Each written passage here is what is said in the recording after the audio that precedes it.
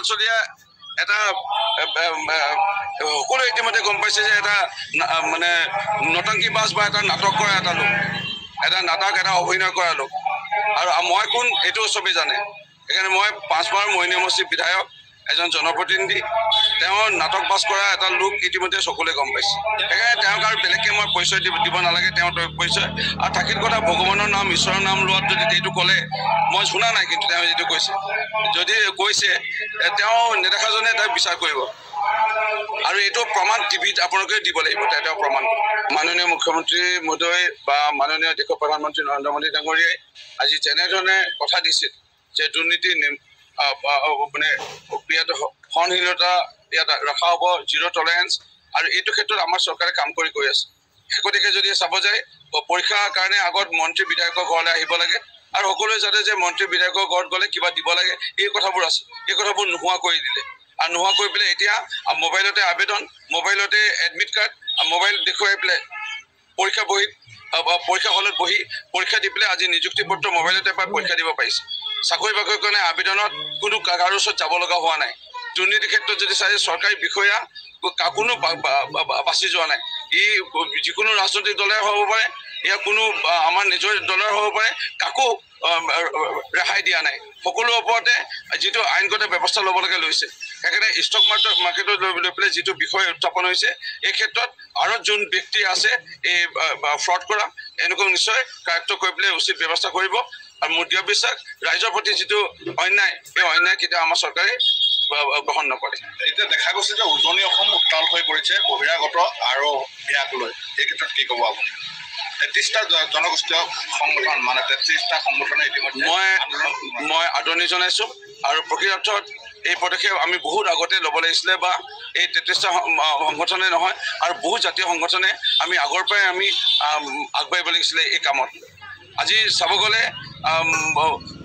নামনি অসমৰ যি পূৰ্ববংগীয় এচাম মিয়া মুছলমান লোক আছে, স্পষ্ট ওলাই পৰিছে। আজি শেহতীয়াকৈ এটা ছবি পাপু বৰা বুলি নিজকে চিনাকি দি আজি আমাৰ এগৰাকী খিলঞ্জীয়া এগৰাকী ভগ্নী, 14 বছৰীয়া এগৰাকী ভগ্নীক আজি পলায়ন লৈ যাব বিচাৰিছে। মই তিয়ক থানাত গৈ পেলাই মই ল'ৰাটোকো চাই আহিছোঁ, মই আমাৰ এই ভগ্নীগৰাকী 14 বছৰীয়া তাইকো চাই আহিছোঁ। পিংকু বৰা বুলি নিজকে পৰিচয় দি ভুৱা উপাধিয়ে মিয়া মুছলমান এই যুৱকজনে আমাৰ এগৰাকী খিলঞ্জীয়া ভগ্নীক পলায়ন কৰি পেলাই লৈ যাব লৈছে। ভাগ্য ভাল, মাইনাগৰাকী আমাৰ স্থানীয় লোক, তেওঁলোকে ধৰা পেলালে এই সমগ্ৰ ঘটনা, আৰু ইতিমধ্যে তিয়ক থানাক গতাই দিছে। এই যিবোৰ হৈ আছে, এই সাহস কেনেকৈ পাইছে? সুযোগ ক'ৰবাত আমি দিছোঁ নেকি? আমি কাম কৰিবলৈ তেওঁলোকক সুযোগ দিছোঁ নেকি? আমি যদি কাম কৰিবলৈ সুযোগ নিদিওঁ মিয়া মুছলমান লোকক, ক'ৰবাত যদি এই কামবোৰ আমাৰ মানুহে নিজে জড়িত হৈ পেলাই কৰে, তেনেকৈ সুযোগ নাপাব। সেইকাৰণে ক'ৰবাত আমিও সজাগ হোৱাটো প্ৰয়োজন, সাৱধানৰ হোৱাটো প্ৰয়োজন, আৰু ইয়াৰ দূৰদৰ্শী এটা চিন্তা কৰাটো আমাৰ খুব প্ৰয়োজন। এইকেইটা দেখা গৈছে যে আপুনি যিটো ভোজপুৰী গীত গাইছিলে বিধানসভাৰ চৌহদত, শৃংখলচলীয়াই আপোনাক এজন অসম বিধানসভাৰ জকাৰ বুলি কৈছে, কি ক'ব আপুনি?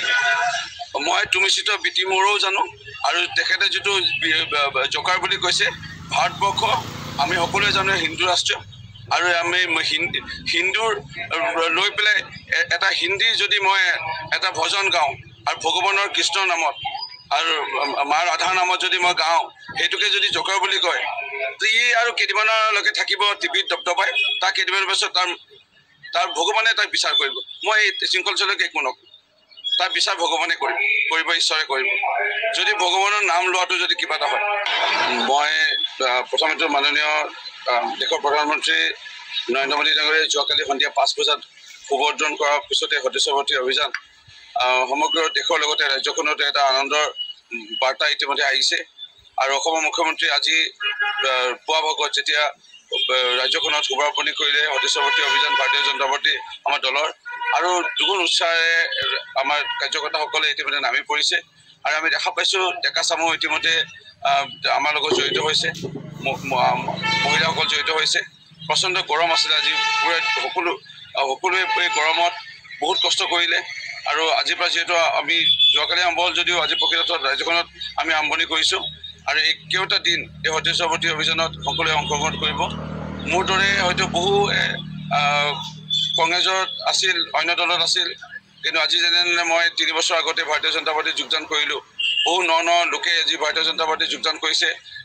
দেশৰ জনতাই ইতিমধ্যে দেখা পাইছে বা ৰাজ্যখনৰ জনতাই যে দেশত আমাৰ কেইটামান বছৰ আগলৈকে কংগ্ৰেছ কংগ্ৰেছ কংগ্ৰেছ বুলি পেলাই আছিল, কিন্তু প্ৰকৃততে কংগ্ৰেছ যে এটা ঠগবাজ পাৰ্টি, কংগ্ৰেছ যে প্ৰকৃততে অকল সস্তীয়া ৰাজনীতি কৰি সহজ মানুহক মিছা প্ৰলোভন দেখুৱাই অকল ভোট ল'ব বিচৰা এটা ৰাজনৈতিক দল, সেইটো ইতিমধ্যে প্ৰমাণিত হৈছে।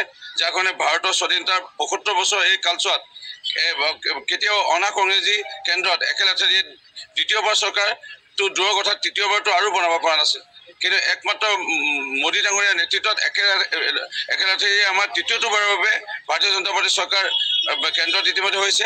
অসমতো অনা কংগ্ৰেছী চৰকাৰ একেলেঠাৰিয়ে দ্বিতীয়বাৰ অহা নাছিল। কেতিয়াবা কংগ্ৰেছ যদি কেতিয়াবা AGP, কেতিয়াবা জনতা দল, কেতিয়াবা কংগ্ৰেছ এইটো হৈ আছিল, কিন্তু আজি ভাৰতীয় জনতা পাৰ্টী দলৰ চৰকাৰ একেৰাহে অসমতো একেলেঠাৰিয়ে দ্বিতীয়বাৰৰ বাবে হোৱাটোৱে প্ৰমাণ কৰিছে যে লাহে লাহে ৰাইজ বুজি উঠিছে। আৰু ই সঁচা অৰ্থত প্ৰমাণিত হৈছে যে শান্তি আহিছে, স্বচ্ছতাই নিযুক্তি।